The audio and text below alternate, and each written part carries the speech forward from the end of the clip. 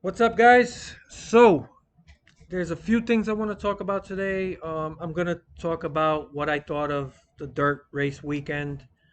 Uh, Most importantly, I guess I'll do that at the end. I want to talk about NASCAR's biggest problem, in my opinion, at the moment and what they can do about it. But before we do that, I do want to sort of correct a few things or at least clear some things about the last video I made, which was about the leak. And a couple of people have told me since I released the video that, oh, it's a fake leak. Uh, there seems to be some confusion. Now, I had one person in particular say, hey, that's not cool. You're putting fake information. I'm going to assume that that person is probably the first time they ever saw a video of mine, and they probably just assume I'm some YouTuber who likes to clickbait and try to get attention or whatever. Um, so I'm not gonna get all crazy about it. But one thing I've always been proud of, I think that I feel like most of you guys know whatever I say, whatever I talk about, whether I can be wrong, right, about things, but whether I'm right or wrong, it's coming from a place of honesty. I don't need to bullshit people. I'm not trying to get attention. I've never asked for people to like and subscribe to my videos. I've, I don't make money doing this. This is just, I'll talk about things that I'm interested in, mostly related to NASCAR or NASCAR video games, and I'll give you an opinion on it. And that's pretty much it. I don't post a lot of videos. I don't, I can go away today. It's not gonna fucking matter.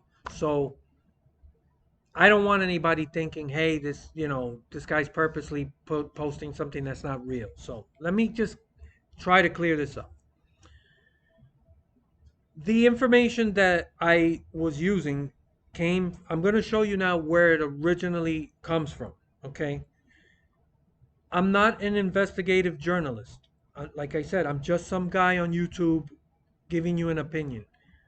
But I tried my best. I looked around, and in my opinion, okay, and I could be wrong, it might be fake. I don't think it's fake. Okay? I think 99.9% it's legit information. And I'm going to show you why. That all came from what you're looking at here is, okay, this is a filing with the Securities and Exchange Commission, the SEC. For those of you who don't know, that's the governing body of Wall Street. Okay, Motorsport Games, or I should say, Motorsport Gaming US LLC, which is the parent company of Motorsport Games and everything under that, is now a publicly traded commodity. Right? There are shareholders, investors. This filing was never meant to be public. I mean, it is publicly available, which is why we have access to it. But it wasn't meant to be for public consumption as marketing. This is not marketing. This isn't an official announcement by Motorsport Games about every detail in the game. That's not what this is. This is a filing with the SEC. So this is for business insiders, shareholders, that type of stuff, right? So I'm not going to start poking through all this. If you care that much, you can go through it with a magnifying glass yourself. But I want to go to the main stuff.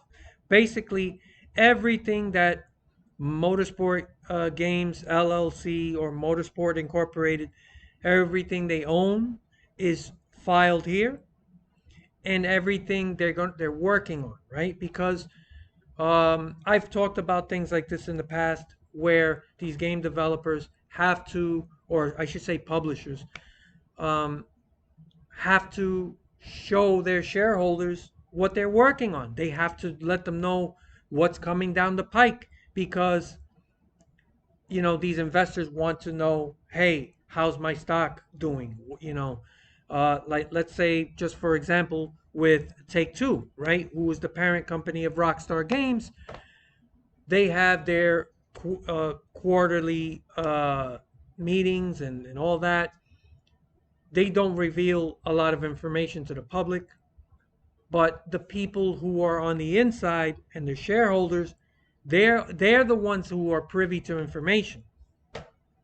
Now, Rockstar and Take Two are very tight-lipped about all their information, so you don't really see a lot of leaks, which is why when there is a leak about something like Grand Theft Auto or Red Dead Redemption and those games, you can pretty much count that they are fake because Rockstar does such a good job of keeping everything tight-lipped. They make their employees sign non-disclosure agreements because they don't want anything leaking out. So when you do see a leak online, it's most likely fake. A lot of times you'll see people post things as clickbait or they'll show you screenshots and it's not real. Okay, so let's say if this was something about Grand Theft Auto 6, yeah, this is probably fake. But let's be honest, this community is not that big. It's a small community. I really don't see a lot of people going through the trouble of creating an elaborate hoax for what? For a fake cover, for a fake title. Not really. That's not how things work. This is just my instincts using logic. Okay. Um, this. So let's go look further into it. So blah blah, yada yada yada. Looking down, and so this is all Wall Street business jargon, right? For lawyers and all that stuff. Now you can see here Motorsport Network LLC is the parent or the umbrella over everything. Then you got Motorsport Games, and then under that you got 704, which Motorsport Games owns, and then you got all this other stuff. Everything here is under their umbrella, but they have to list all of this for business purposes, for shareholders, and to file with the SEC. Right. So this is all legalese. Again, none of this was meant to be public, which is why we call any information we get out of here a leak. So, several people they sent me links to this. What really it comes down to the video that I highlighted. I used that video because they focused solely on what everyone was interested in. Okay, and at the end of the video, something popped up that kind of made it look like a joke. So even I thought to myself, is this real? Whatever. Now, I might be wrong, but I do think I mentioned the word placeholder in the video. And I mean, I did put it out there that certain things weren't clear and that, that game cover could be a placeholder. The title could be a placeholder. So, as we go down, you're going to see where all the information for that particular video. I'm not going to go through everything that I read, but the main stuff here that seems to be a point of contention. All right, let me go over here. Hold on. Bear with me. If you guys care, you can go see this yourself. It shows everything, including earnings, revenue, everything for everything under the umbrella of Motorsport Incorporated. So that stuff's not important. I don't want to get too deep into the woods with this. I just want to kind of clear the air. Over here, they have a listing of what's under their umbrella that they own as a product, which is the games. So you see NASCAR Heat 3, you see Mobile, you see Heat 4, Heat 5, and of course, as I said earlier, they also want to show what they're working on. So you have NASCAR, NXT, and over here you have, well, I should be pointing this way, but right down over here you have name TBC with an asterisk to be changed. Okay? So, this, I hope you could see that, but it's tiny here. But that's what was shown in the video, blown up. That's why it was blurry. This is just a placeholder, which I do think I mentioned in the video, but if I didn't, I apologize. So, that means this is here for one purpose, okay? This is to file with the SEC. This is for shareholders and business insiders to see, and potential investors. This is what we're working on. This is not a final product, but we have to have something here to show you, okay? Doesn't serve any purpose outside of that. The public was never really meant to go through all this, okay? So, this is not the cover, it's going to be something else, but they don't have anything at the time of filing. So, this is what they put up for insiders, okay? So this is not the cover. The name NASCAR NXT, that's not going to be the name. I don't think. They don't even know what they're going to do with this stuff till later on. When they're ready to actually market the game, that's when you're going to see, okay, this is the cover, this is the name, this is what the game's going to be. This stuff here is all really basic. It's just for the purpose of filing with the SEC and letting their shareholders know we're working on this. This is a general idea of where they're going. Okay? So that's why we call it a placeholder. It's not permanent, it's temporary. So I didn't post false information on purpose. Now, again, I want to reiterate, is it possible that all this entire thing that I'm showing you here is fake? Or that this somebody came and took this and then inserted that piece of information there just to fuck with people as a hoax? Hold on. All right, I missed it. That's how big and convoluted this is. All right, I'm not gonna go through all this again. You guys know what I'm trying to say. All right, there it is. It's possible that could be fake. I don't think it is. I've seen this before many times. It's not meant for the public. Okay, and what happens is the public does have access to it, right? It's not like somebody broke into like a fucking vault and stole this document. It is accessible to the public, but it's not meant for the public as a marketing tool. This is not permanent. This is a placeholder. That's all I can say about it. So I hope that people understand that I took the link that was sent to me by several people. They wanted me to look at it, and I assume they just want my take on it. I gave you my thoughts on it.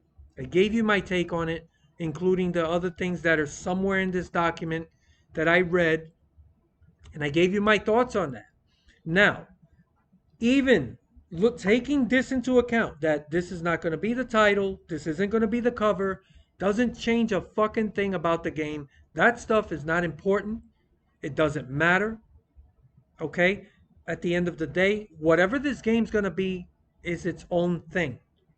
I couldn't care less about the cover or the title, but people wanted me to look at it and give my thoughts on it, and it's still part of an overall story that I'm talking about. So I guess we can take it that this is just a placeholder.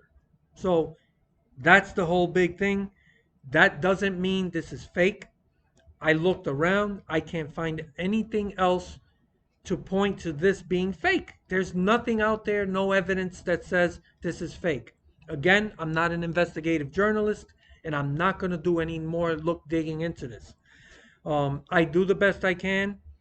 I'm just a fucking dude on YouTube, just giving you some opinions. That's it. Um, so I hope that clears things up for people. I don't want people to think that, hey, I'm just trolling people or purposely putting up fake information.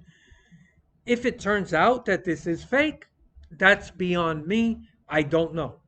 I mean, I don't know what else to tell you. So I do the best I can, and I didn't even know about this until people told me. And I always tell people, hey, if you find things out, let me know. I'll look at it.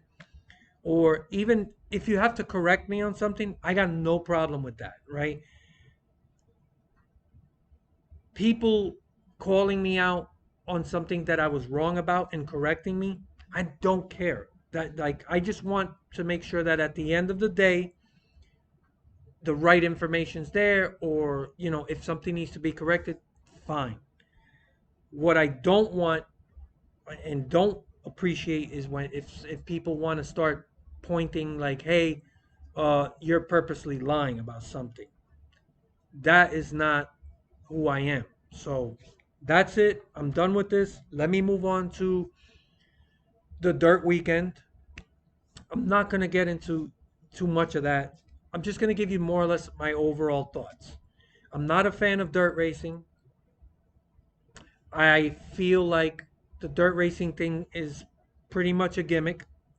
Not dirt racing in general, but what NASCAR did with this Bristol dirt weekend. Okay, I think that it just comes across as a desperate gimmick to get people to tune in. I have no doubt that the ratings for this is gonna when I guess when the info comes out, it's gonna show that the ratings definitely are gonna have a bump. Right? People are gonna tune in because it's a spectacle. The question for me is a spectacle worth what they did? And at the end of the day, is this going to mean long term success for NASCAR?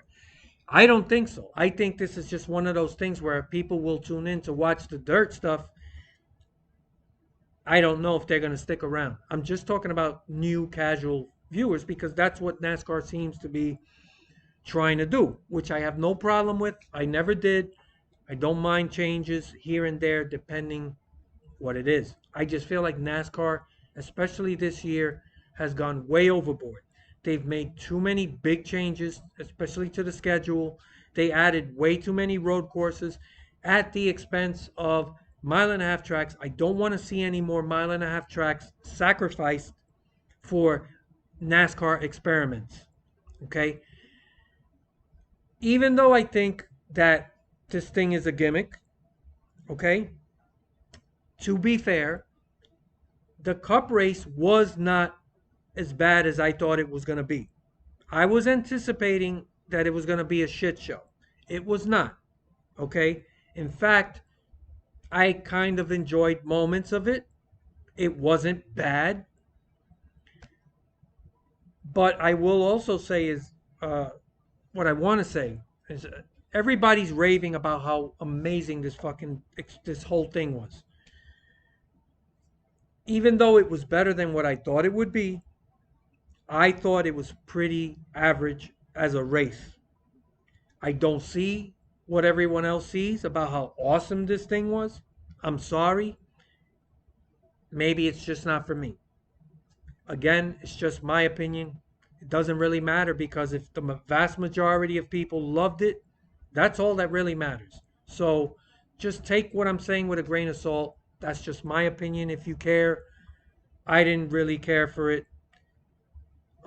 They're bringing it back, and I think it's here to stay. So even though it's not my cup of tea. I wasn't sold on it.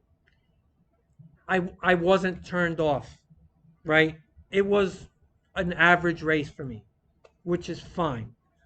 Um, Also, it didn't sacrifice a mile and a half track. There's two Bristol races, so one's gonna be dirt, one's gonna be asphalt. I could live with that. Um, and if people really are that excited about it, then yeah, it doesn't matter if I liked it. Really doesn't. So I could live with it. I don't want to see them start adding more dirt races. For the love of God, please leave this alone. Keep that dirt race and let's just leave it alone. Okay? NASCAR is starting to forget their traditional fan base. And I'm all for trying to attract more people, more casual fans. Um, NASCAR has to do that if they want to survive. But you can't also just ignore tradition and walk away from that. And I'm sorry, but the mile and a half tracks for me are NASCAR's bread and butter, and always has been. Short tracks and mile and a halfs for me, that's your bread and butter. I didn't mind them adding some road courses. I really didn't, but I think they went too far. Okay, they went from just a couple to eight. I think there's seven official points, and then there's the Daytona, uh, you know, exhibition. That's eight races. That's a lot of road courses. You're going too far, and that they're trying to solve a problem that doesn't exist while ignoring major problems that they need to address. So I'm going to talk about that in a little bit. But the dirt thing, the cup race was actually not bad, but for me, it was sort of average. I didn't see what was so special about it. Yeah, the cars were squirrely and sliding around a bit. Okay, that's kind of cool. But is this really a dirt race? Like, dirt fans, I think, look at this and probably are like, yeah, this isn't this isn't real dirt racing. Which I don't mind. I don't care. Like I'm not a dirt fan. I'm just giving throwing out there what this really is. Let's not make it something it's not. It's okay to say that you loved it, you enjoyed it, you thought it was awesome, but don't tell me that the actual racing was the greatest thing ever, and don't tell me that this is really hardcore dirt. That's not what it is. So the other thing that I want to bring up is the truck race was an absolute abomination and an embarrassment. It's one of the worst fucking races I have ever seen. So, thankfully, right? That was the kind of shit show I was expecting for the cup race. And thankfully, it didn't turn out that way. So, you can't just praise the cup race and ignore the truck.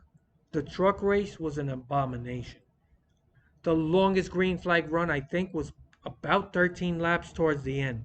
It was nothing but cautions, red flags, and then the endless fucking siege of commercials, which, let me save this for the end. So, you had an absolutely atrocious race with the trucks. And then you had a surprisingly decent race with the cup. So, I'm not a fan, but I can live with it. If it's once a year, Bristol, enough people seem to enjoy it that I could take a step back and say, I'll eat it, right? I'm just one fucking guy.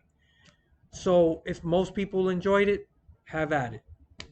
Um, the race itself had its moments, but it also had a lot of uh, not so good moments. For me as a fan, I really had some exciting moments because of the people I root for. And I actually had all four of the guys that I root for in the top 10. And Bubba Wallace had a great run all day. He was running strong, and he was going to finish maybe seventh, eighth. And then, the incident happened with Stenhouse, purely racing incident, cut a tire, and his day was ruined. But I think the thing to walk away with is how strong they ran, and hopefully they can build on that. I told you guys that these first year teams, they're not going to do that well. Um, they'll have their moments, but I do think people were a bit ridiculous with their expectations. Doesn't matter who they're affiliated with. I don't care if 2311 is like another Gibbs, a satellite team. It takes a lot of different components to really have success. Okay? And these guys are just trying to find out who they are, where their strengths and weaknesses are. And another thing that a lot of people have completely ignored is the fact that as a first year team, every race they show up to is their first time as a team to that particular racetrack. They are behind the already established teams. These teams have notes from the last times they ran there. So even without practice and qualifying, which is another layer, they have an advantage because they have notes they can go back to. These new teams don't have that. They have to kind of rely on simulator stuff, and they have to try to come up with something. And it's going to be hit or miss. So they are way behind teams that they've been here already.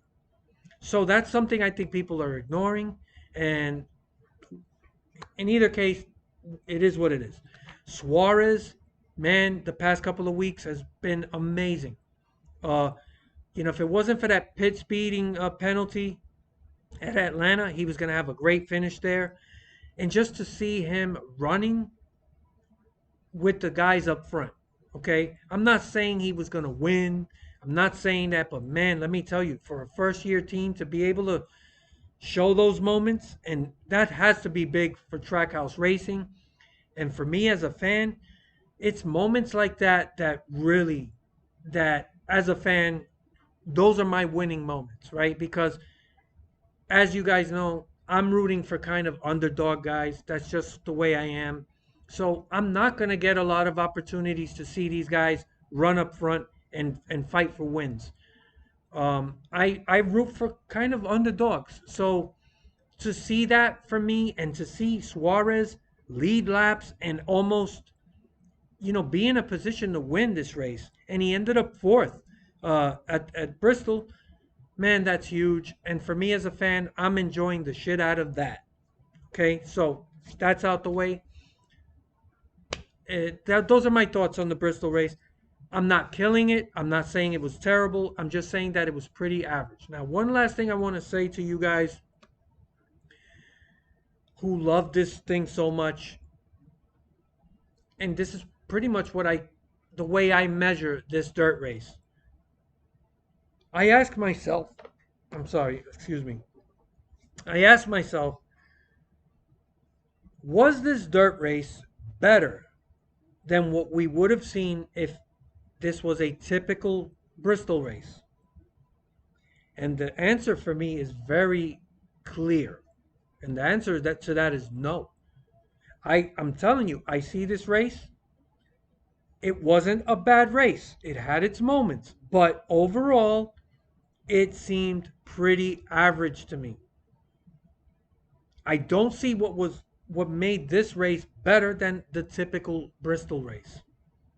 And I've seen some fantastic Bristol races, and I've seen some, especially the spring race, where it wasn't as good. Okay, but I look at this race and I measure it to a typical Bristol race, and I'm like, it's not really better.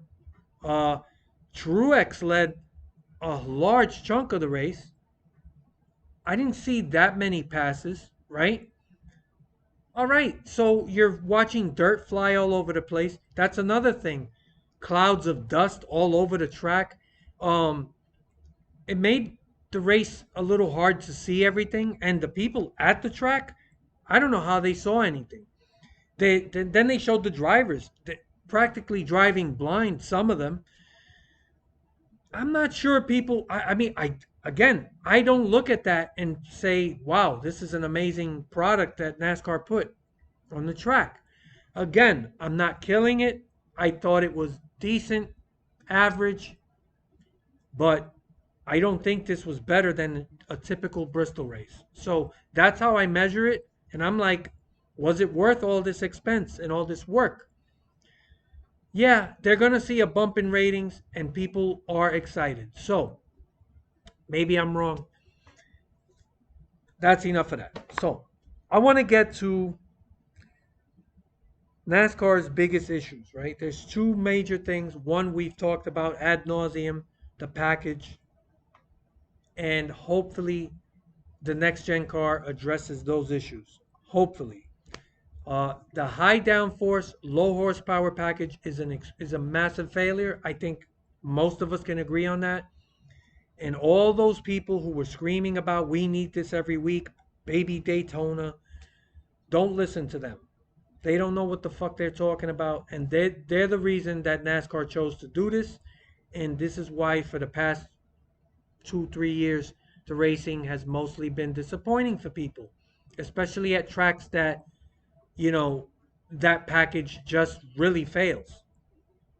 This idea that having these cars together, inches apart all the time, is exciting racing. I think we can see that's not the case. So I'm not going to dwell on that. I've talked enough about that, but that's the one big issue, which hopefully they address with the next gen car.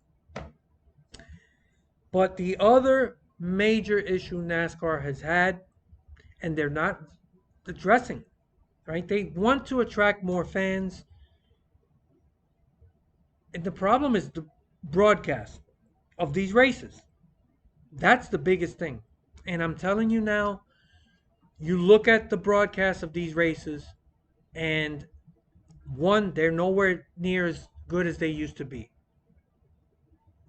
And I'm the one biggest issue I have, and I think everyone can agree, is there's too many fucking commercials. Every time you turn around, they're back to commercial. Okay? That is killing these broadcasts, and it's turning people away. And I don't follow Formula One, but I know people who do. And one person in particular has told me that the Formula One broadcast is amazing. Okay?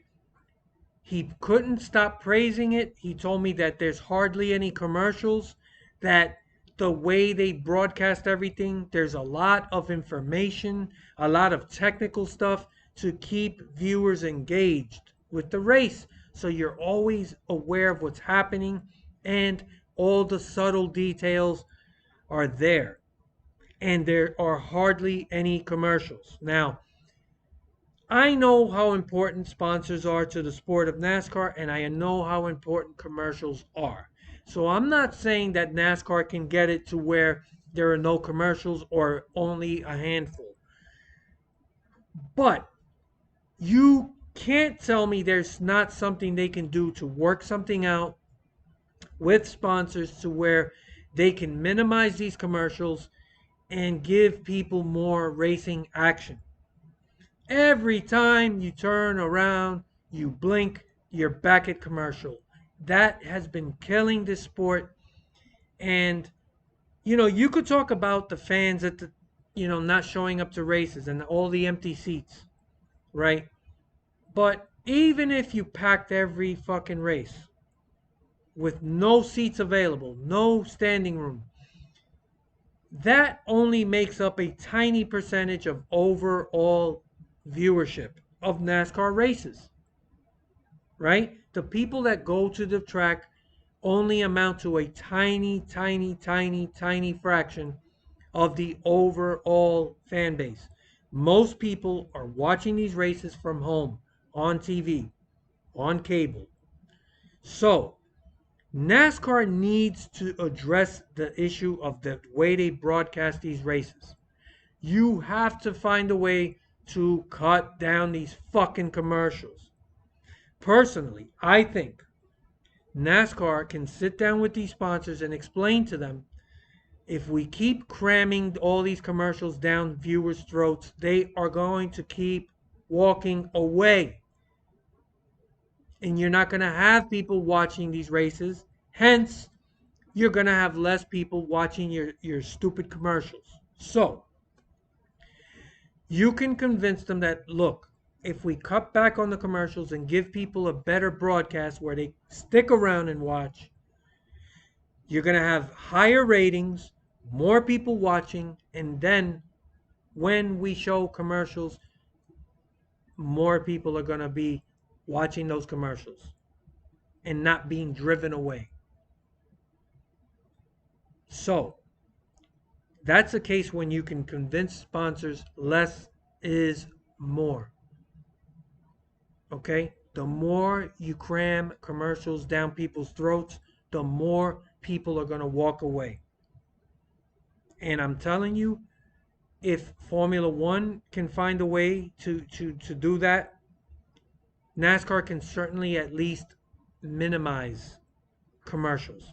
It's killing these fucking broadcasts. Now I'm not complaining about the people in the booth. I think they're doing a great job. Jeff Gordon has grown from when he started. He's actually I like the broadcast. Clint Boy is great. You know, when he first started, you could tell he was trying too hard to be funny. And, you know, I don't blame him. You know, when you're a rookie, you're new, you're trying to, find your footing. I could see anybody to try too hard. But he does seem to be coming into his own. His work with Jeff Gordon, I like the chemistry. Um, the other guy, oh my God, I'm having a fucking brain freeze right now. The other guy, the straight guy. He is who he is. He just does his thing. No problem with that either. So I like the people in the booth. And even with NBC, I'm a big fan of Jeff Burton, Dale Jr. in the booth. I like what they bring to the table. So they're doing the best they can with the way that the broadcast is, you know, done by Fox and by NBC Sports. The problem is the overall broadcast, everything around these people in the booth.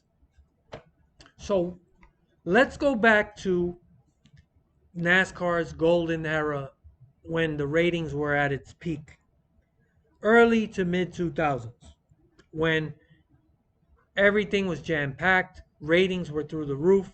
NASCAR was actually competing to be, if not the most popular, the second most popular sport in America. Things were going great. And what I remember most watching NASCAR races on TV was they did a lot more to show you what, all the little details of what was happening at the racetrack, in the pits, um, with adjustments made to these cars, what they do to the car, showing the actual inner workings of these cars. People love to see how things tick. So when you show cutaways, and now, that was a long time ago. That was 15, 20 years ago. Now you have all this technology. You can just show animations of all kinds of things uh, with these cars. If there's a problem on the track with a particular driver, you can show them things. We used to see a lot more of that back then, and it made the broadcast feel more alive, more interesting, and I felt like people who are casual viewers watching can actually follow along better because they did such a good job of explaining everything. Now, you don't really see that anymore. It's like they're completely relying on these guys in the booth who are doing a good job, but you're putting too much on their shoulders and it drags down the broadcast. So, number one overall is the fucking commercials. It's killing everything, it's killing the broadcast. NASCAR needs to address that. Stop tinkering with the fucking schedule. Uh, do something about these broadcasts to spice it up. And make sure that this next gen car isn't another fucking, high downforce, low horsepower monstrosity. When you have races where these guys are having a hard time driving the car, you get better racing. Um, and that's pretty much it. Those are my thoughts. I had to talk about that. Uh, these broadcasts I think are the biggest issue. My thoughts on the dirt racing. Hey, I wasn't converted to a fan, but I could live with it. And it had its moments, okay? I just want to say that it wasn't what everyone said. It just wasn't the awesome, amazing experience. I didn't see it. really, I don't. The racing itself was pretty average. So yeah, those are my thoughts on that. I hope I cleared up the thing with all of this stuff. With the leak, and what it's based on. I hope you guys get a better understanding of it. And as always, yeah, if I got something wrong, always feel free to correct me. If you got links to information, a lot of the information I get is because of you guys. I'm always grateful for that. And that's pretty much it. So I look forward to your comments. I'm out. Later.